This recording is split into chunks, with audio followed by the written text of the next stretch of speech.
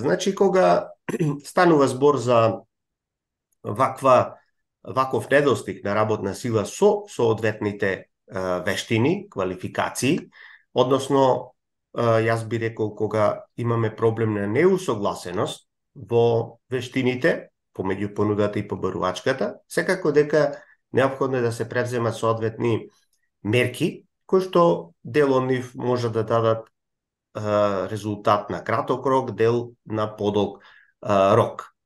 Пред се кај нас недостасува антиципирање на ваквите јазови во вештините помеѓу понудата и побарувачката, односно неопходно е да постои еден систем на континуирано следење на диспаритетите помеѓу побарувачката и понудата на вештини,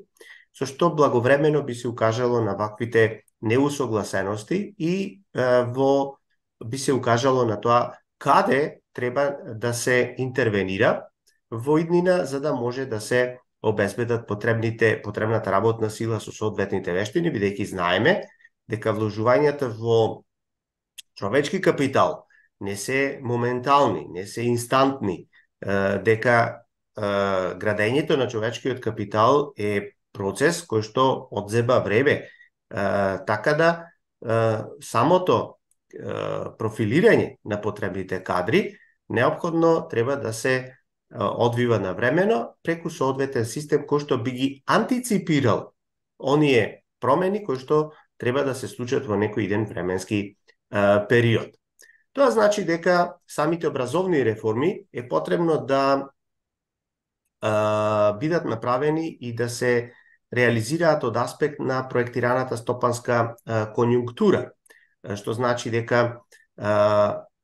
она што представува, да речиме, стратегија за развој на некој регион, треба исто така да биде проследено и од страна на образовните политики. Еве еден пластичен пример да дадам, ако, например, стратегијата за развој на некој регион е концентрирана во развојот на туризмот во наредните 20-30 години, тоа треба да биде паралелно проследено и со соодветно образование и на туристички работници кои што би се вработиле во ваквиот туристички сектор. Понатака,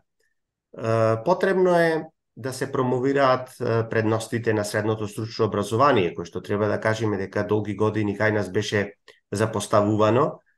и подценувано во споредба со генералното или општото средно образование или гимназиското образование. Готово тоа треба да се направи преку воведување на дуалниот систем на образование, кој што значи паралелно вклучување на учениците како во процесот на образование, така и во самите компании. При тоа, како доста успешен модел, тука треба да го споменеме германскиот систем на дуално образование, чии што предности треба да бидат користени и прилагодувани во конкретниот контекст на македонското стопанство. Понатака, и кај самото високо образование